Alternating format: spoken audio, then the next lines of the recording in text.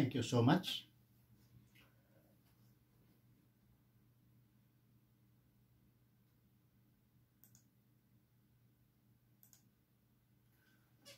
Mga higala, kumusta? Mga Bisaya sa New Zealand ug sa lain-laing suok sa kalibutan. Ania kita sa Free FM 89.0 sa community radio sa Hamilton. Ug kining ato ang programa gidisenyo kini alang sa pagtubag o paghatag o ayno nato kahayag sa mga kahibulong o mga pangutana gikan sa ato ang katilingbang Bisaya dinhis New Zealand ug sa lain-lain pang suok sa Commonwealth countries. Kining ato ang tulumanon naglakip usab kini sa mga pagpanghinangop. Gaduna kitay greetings nga basahon.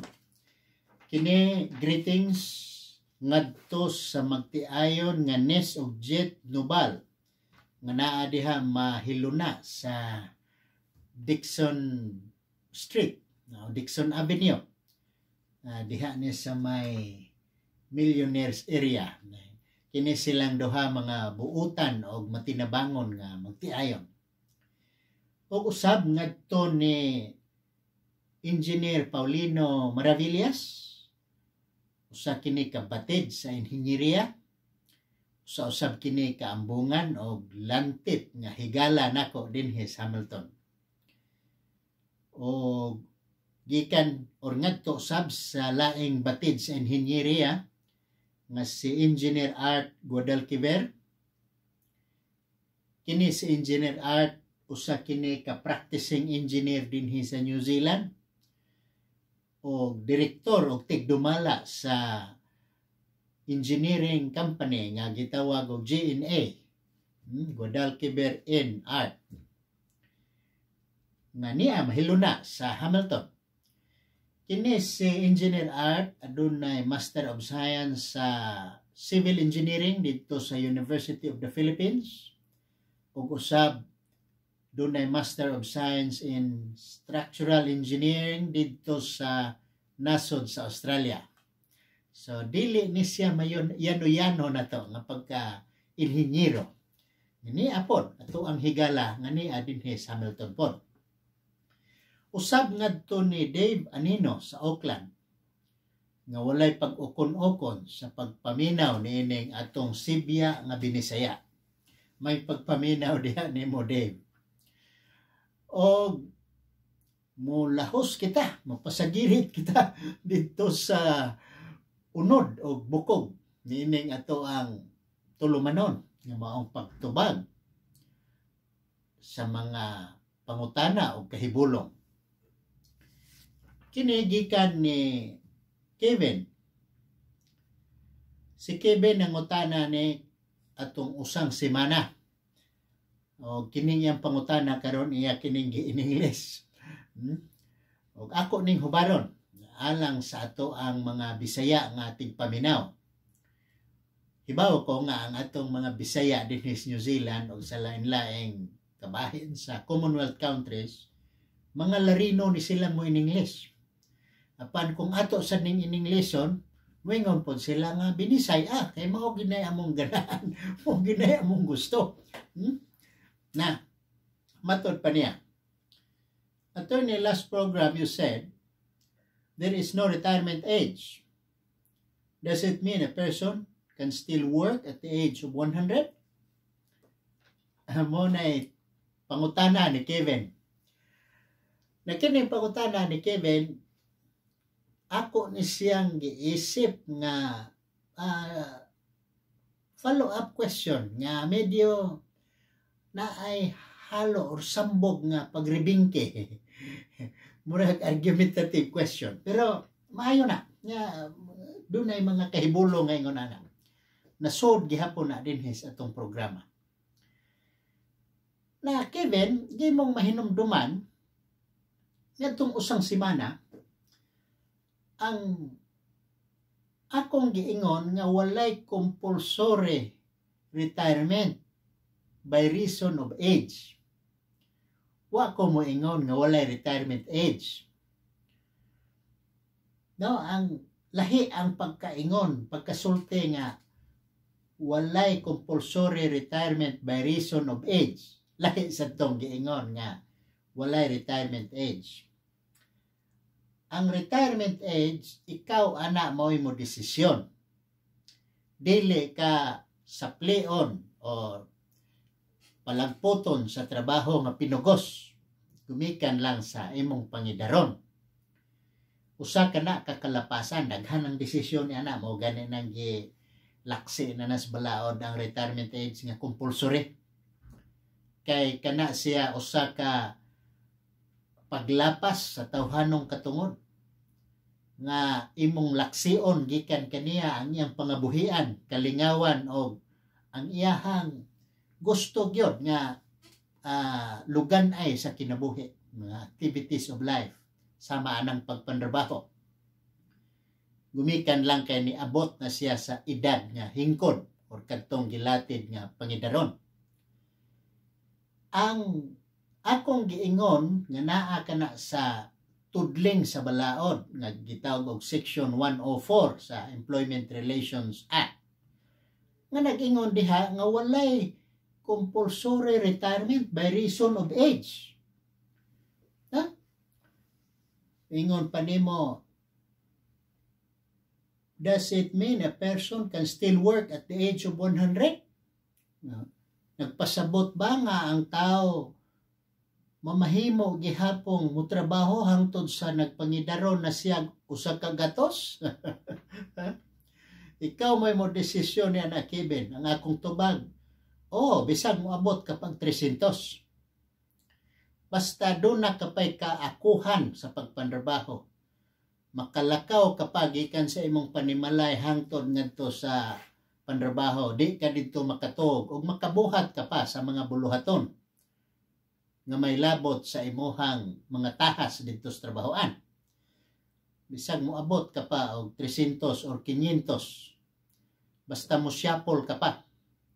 Sige, trabaho. Wala na si kural sa balaod karong panahon na. Ha? Nya, moabot ang panahon nga mag-500 ka na, nya ni pilit ka nas banig. Paundangon ka ba? Gumikan kay ang imong edad, 500 na. Ang tubag dili. Kung ang imong trabaho walay kalabutan sa paugnat sa kusog, sama anang may kaakuhan ka pa sa pagpanambag, sa pagpirma, sa pagsilyo sa mga dokumento, o bisag yango na lang, o bisan imong pangalan, pwede na nimong patrabahoon. Ang mahitabo nga dili na tingal kanimo ang compulsory retirement age. Gumikan lang kay nag-abot ka ng 500. Na? Mingon ka nga, sa last program you said, murag akong giingon, ako kang korehian dihang dapita nga, dili ako'y nag-ingon ni ana. Ang Parliament sa New Zealand mo'y nag-ingon ni ana, pinaagi dito sa Section 104 sa Employment Relations Act. Ya?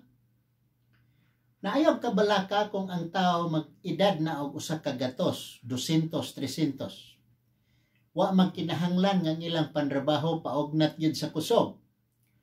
Og imuhang mahinumduman ang mga bata nga nag-edad pa og pila ka semana. 1 week old, 2 weeks old. Mahimo na silang manrabaho. Kadtong mga model sa gatas diha sa pahinomdom sa telebisyon. Nagikugo sila or unsa basta related sa mga bata. Sa balaod kadto sila mga empleyado na. So ayaw kabalaka sa pangidaron. Ayaw kabalaka sa physical activity. Pwede nga manrabaho sila pinaagi sa ilang appearance. Pwede nga wala na appearance. Pangalan na lang, sama niya ng ibutang na to, ikaw sa kangilngigyot nga inhinyero. Nga niabot na sobra na kakatiguangon. Apan imong gipahulman ang imongan dito sa usa ka kumpanya aron mabutang imong pangan dito, dugukan ka dito sa mga kliyente. Kadto sa balaod, isipon ka usab nga nagtrabaho pa ni adtong kumpanya ha, bisag ang pangalan na lang dito ang imong gitaptap. Na? Inaot ko nga kanang butanga Kevin tinaw alang kanimo o kung galing dili pa na tinaw kaayo ipabuhagay, pasupot gihapon na dinhi ang imuhang mga kahibulong ug ato gihapon kanang tagsa-tagsaon og hagpat sama sa mga dahon sa kamunggay. Ha?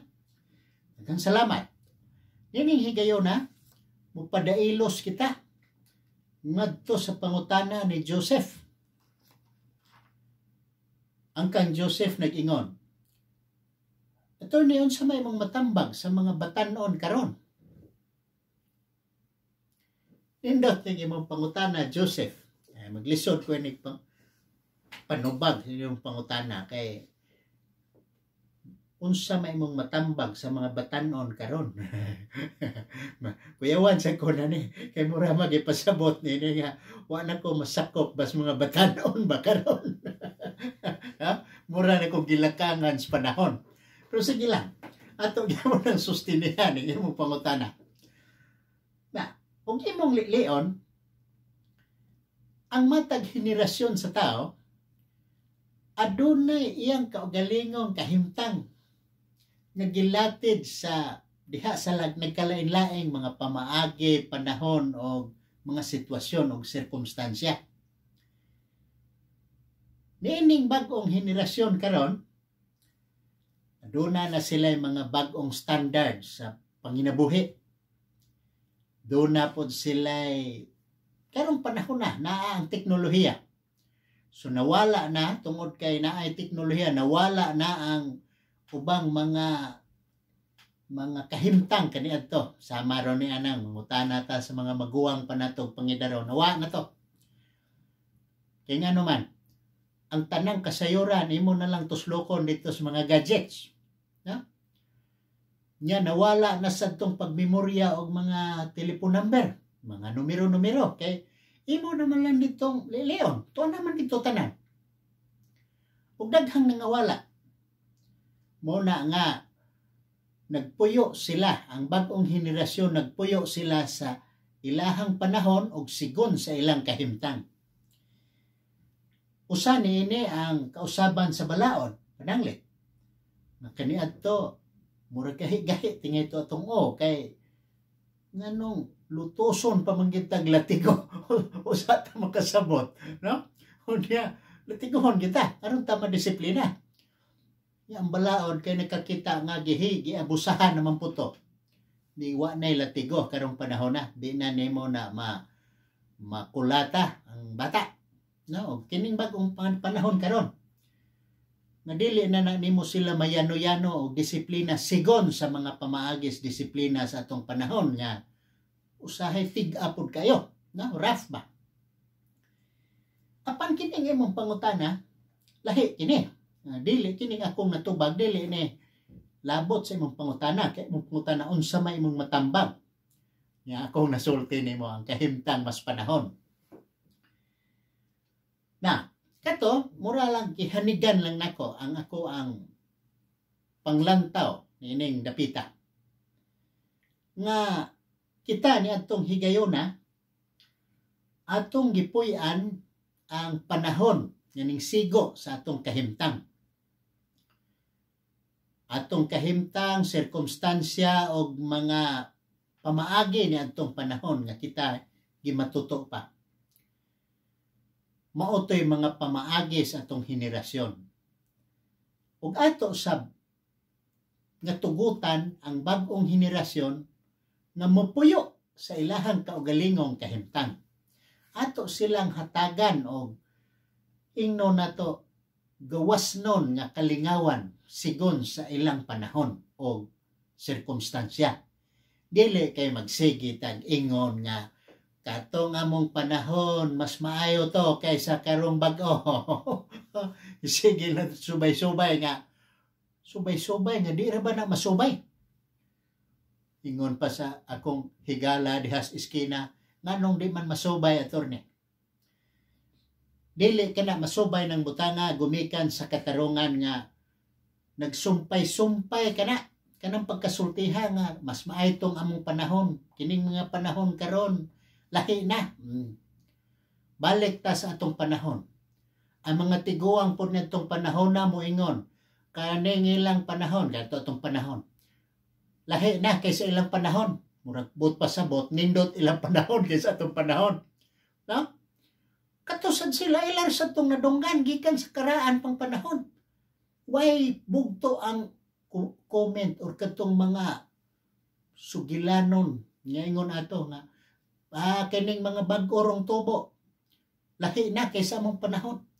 Matag henerasyon balik-balik ko na nilag sulti nga murag nindot tong ila kaysa hangtod ngadtos pinaka taas na balik na dito panahon nga nanganaw-kanaw, no? So way pagkabugto kana. Ang ako lang matambag nga kita nagdako sa ato ang kaugalingong kahimtang sigon sab sa atong sirkumstansya. Ug atong tugutan ang panahon karon ug ang henerasyon karon nga manimuyo usab sigon sa kahamugaway sa ilang kaugalingong henerasyon. Daghang salamat Joseph og hinaot ko nga wa ka masagmuyo niya ng ako ang tubag nga medyo liberal, ha? Na padayon kita ug madala pa kini sigon sa atong panahon. Gikan kini ni Roland. Kini si Roland usa kini ka union officer. Pero matod pa niya attorney ayo lang og isulti ang dapit. Granted. Pangutana ni Roland, nganong wala may kaso nga unjustifiable disadvantage sa employment court, attorney? Na Roland, ang ako nang giingon dinhi og sa uban akong mga kliyente diha sa iskina, ng kining unjustifiable disadvantage ganang unjustifiable dismissal ug uban pang mga argabyo, reklamo or kaso dili na didto isangat direktamente sa employment court. Adto na siya sa Employment Relations Authority. Busa ang akong masulti niini nga basin na libkas kalagyutay ang imong ipasabot tingali ang Employment Relations Authority. Na? So, tuguti ko nga ako ning usbon nimong pangutana. Nganong wala may kaso nga unjustifiable disadvantage sa employment ingon ka employment court, pero ako na ingon Employment Relations Authority. Ang ato ni anang matimbang nga sa duha ka ground, sa duha ka hinungdan, ang usa ni ana unjustifiable dismissal, ipalagpot ka. Ang ikaduha nga ground kining gitawag nga unjustifiable disadvantage, nakuhalan ka sa pantrabaho. Bot pasabot wa ka terminita, wa ka palayasa. Kay wa ka man palayasa na disadvantage ka lang, nagtrabaho ka pa. Ug imo nang sabton sa ligdo nga pangatarungan, kadaghanan sa empleyado maglikay gyud sa ingno nato ba kagubot kay hunahuna matangtangan kag pantrabaho. Kung papilion ka nga ibalhin, i-promote, i-demote, i-transfer or warningan, mas okay na lang na kaysa palayason ko nila. Yeah?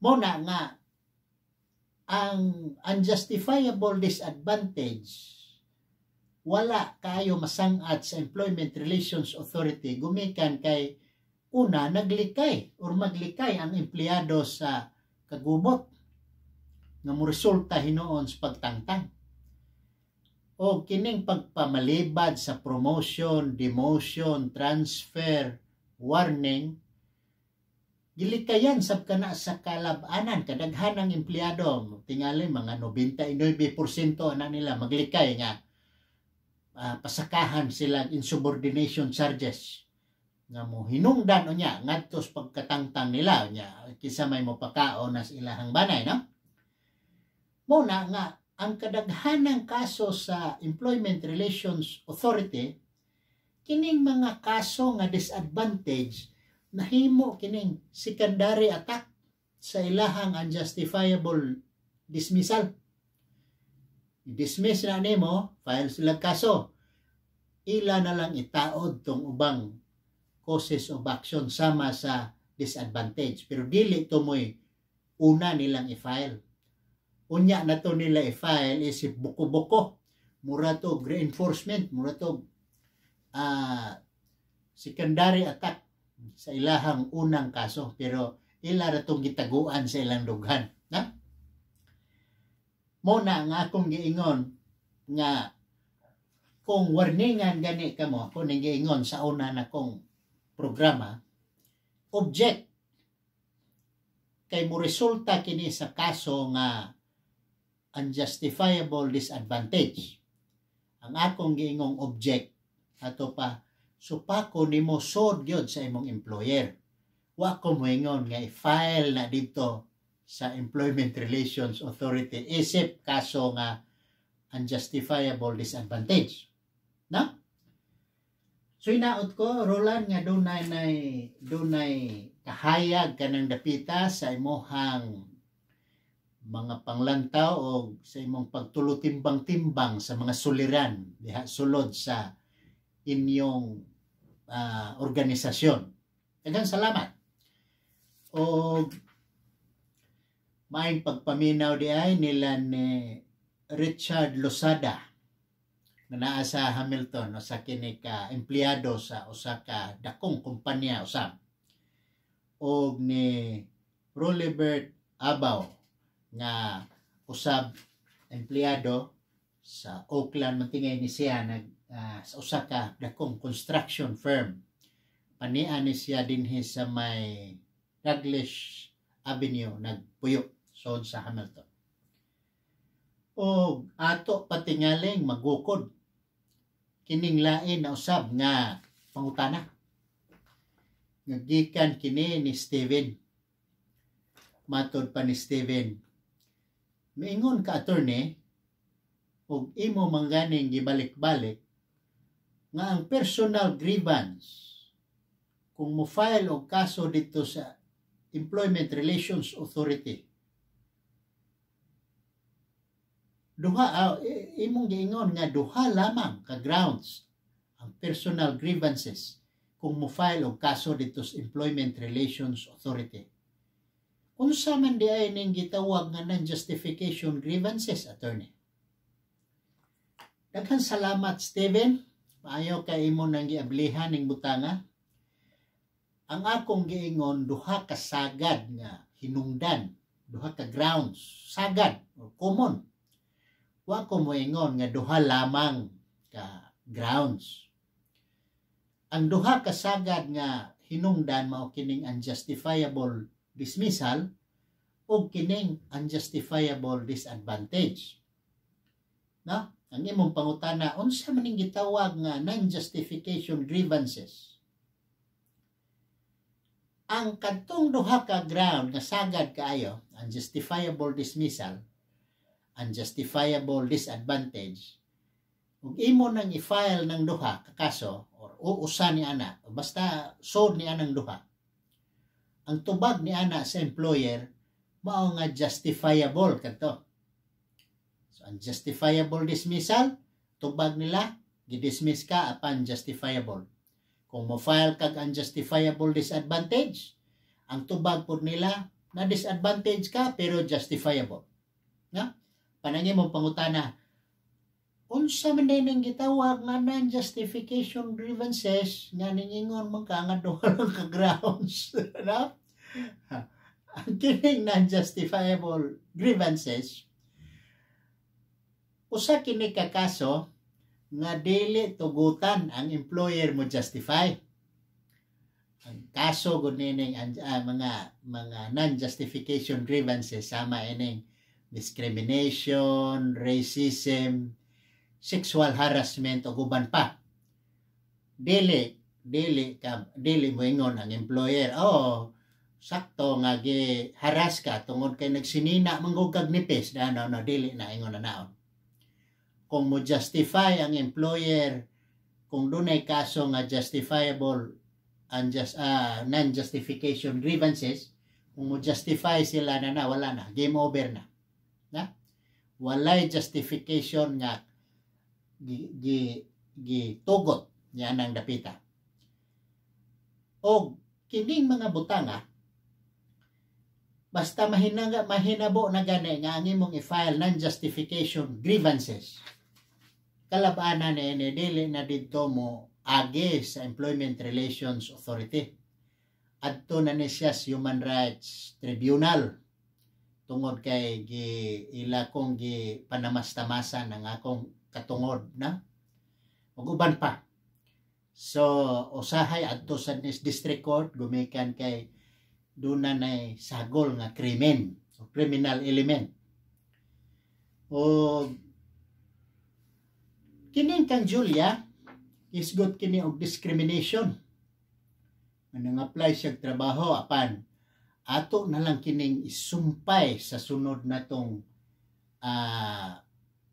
hugna nining ato ang sayranan sa mga Bisaya sa New Zealand gumikan kay naghinapos na ang ato ang panahon.